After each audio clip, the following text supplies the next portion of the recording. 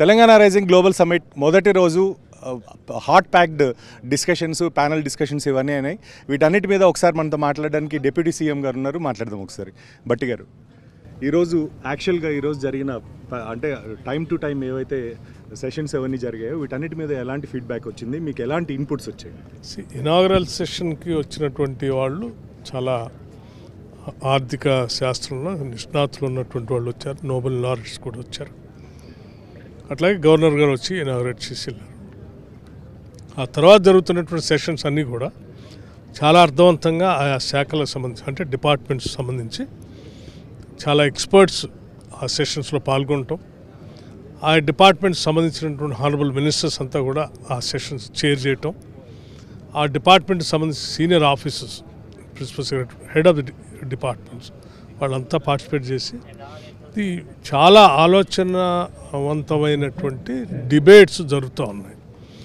ప్రతి డిపార్ట్మెంట్ కూడా అర్థవంతంగా సెషన్స్ అన్ని నడుస్తాం. ముఖ్యంగా గ్రీన్ ఎనర్జీకి సంబంధించి, ఈవీకి సంబంధించిన సెషన్స్ ఏవైతే ఉన్నాయో వీటిల్లో పార్టిసిపెంట్స్ కూడా చాలా వరకు వాళ్ళ యొక్క భావాలు ఇవన్నీ కూడా వ్యక్తపరచడానికి ప్రయత్నం చేశారు. వీటిని గవర్నమెంట్ ఎంతవరకు యాక్సెప్ట్ చేసే అవకాశం ఉంటుంది? అట్ ద సేమ్ టైం మనకి గ్లోబల్గా ఇంటర్నేషనల్ కంపెనీస్ కావచ్చు, వీటిని అన్నింటినీ కూడా ఇక్కడ ఇంక్లూజివ్గా మీరు ఈ ఎంటైర్ సెషన్స్లో అన్నింటిలో పార్టిసిపేట్ చేయడం జరిగింది. వీళ్ళు ఇచ్చే ఇన్పుట్స్ని రేపు విజన్ డాక్యుమెంట్లో చూసే అవకాశాలు ఎంతవరకు ఉన్నాయి?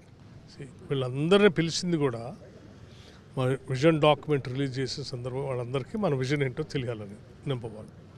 ఈ సెషన్స్లో పార్టిసిపేట్ చేస్తున్నటువంటి వాళ్ళంతా ఇంటలెక్చువల్స్ కానీ, ఆ డిపార్ట్మెంట్స్లో ఎక్స్పర్ట్స్ కానీ, వాళ్ళ ఇన్పుట్స్ అన్నీ కూడా ఈ రాష్ట్ర గ్రోత్కి వాడుకోవాలని.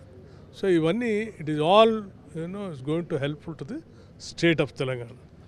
ఓవరాల్గా ఫస్ట్ డే ఎలా చూస్తారండి? అంటే పార్టిసిపేషన్స్ కావచ్చు, లేకపోతే మనకి విదేశాల నుండి వచ్చిన ప్రతినిధులు కావచ్చు, సీఎం గారు మాట్లాడిన స్పీచ్ కావచ్చు, మీరు ఇచ్చిన సెషన్స్ కావచ్చు, వీటినన్నింటినీ ఓవరాల్గా ఫస్ట్ డే ఎంత సక్సెస్ఫుల్గా జరిగింది అనుకోవచ్చు? మేము ఊహించిన దానికంటే కూడా పెద్ద ఎత్తున సక్సెస్ అయింది. కొన్ని సందర్భాల్లో ఈ ఎయిర్లైన్స్ ఇష్యూ ఒకటి ఏమైనా ఇబ్బంది పడతారేమో అని అనుకున్నాము. బట్ స్టిల్ మేము 2600 మంది 2700 మంది డెలిగేట్స్ అనుకుంటే అది it has crossed more than 3500 3600 దాకా. So it is a mega success. Okay, ఓవరాల్గా మనకి ఈ సక్సెస్ఫుల్ది రేపు కూడా సెకండ్ డే కూడా మళ్ళీ ప్యాకెట్ సెషన్స్ అన్నీ జరగబోతున్నాయి. ఈ సెషన్స్లో ఇవన్నీ కన్సాలిడేట్ చేసుకుని రేపు సాయంత్రం ఏ టైంకి సుమారుగా విజన్ డాక్యుమెంట్ రిలీజ్ చేసే అవకాశం ఉంది? మేము టైం టు టైం మొత్తం అంతా డిక్లేర్ చేసాం. What time it starts in vision document release time కూడా అనౌన్స్ చేసాం.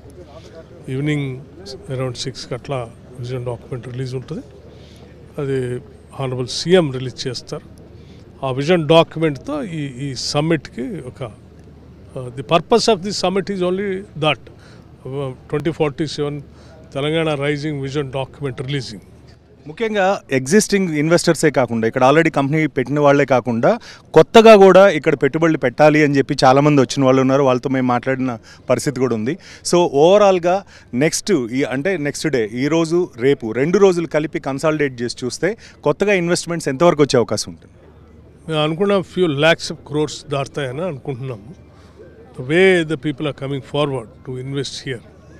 సో అవన్నీ రేపటికల్లా రేపు కన్సాలిడేట్ చేసి మొత్తం లెక్కంతా చెప్తాం. But one thing I would like to tell you, మేము ఊహించిన దానికంటే కూడా అంటే గత 2 సంవత్సరాలుగా ఈ రాష్ట్ర ప్రభుత్వం ఇక్కడ ఇస్తున్నటువంటి పాలన కానీ, కన్సిస్టెన్సీ కానీ, లేకపోతే ఈ రాష్ట్రంలో మేము తీసుకొచ్చినటువంటి అనేక రకాలైనటువంటి ప్రణాళికలు కానీ, అంతిమంగా ఈ గ్లోబల్ సమ్మిట్ యొక్క ఆలోచన కానీ ప్రపంచాన్ని తెలియజెప్పాం, ప్రజలకు తెలియజెప్పాం, దేశాన్ని తెలియజెప్పాం. అందుకోసం పెద్ద ఎత్తున ఇది సక్సెస్ అయింది.